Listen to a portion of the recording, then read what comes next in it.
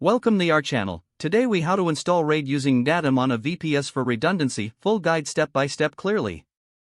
Start by connecting to your VPS using SSH. Ensure you have root or sudo privileges for the installation. Update the package list to ensure all your software is up to date. Use the command apt-get update if you are on a Debian-based system.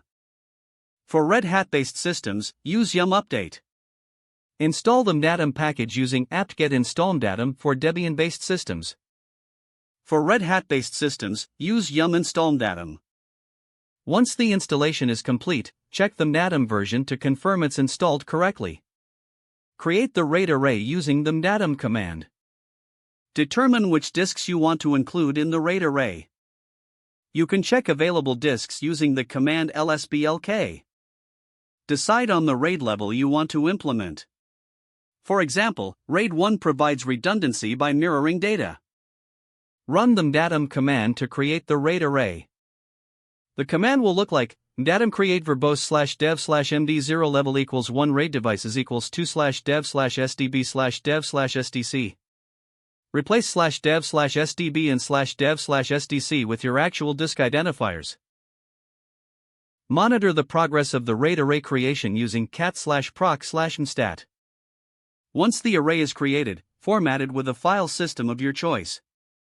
Use the command mkfs.ext4/dev/md0 for an extension for file system.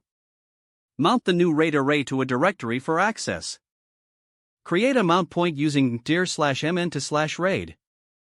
Then mount the RAID array with mount/dev/md0/mn to /raid. To ensure it mounts automatically on boot, edit the fstab file. Open the fstab file using nano/etc/stab. Add the lines /dev/md0/mn to /raid extension for defaults 00. Save and exit the editor. Finally, verify the RAID status with mdadm detail/dev/md0. This will provide information about the RAID array, including its health and configuration. Don't forget to like this video and subscribe to our channel for more step-by-step tech guides.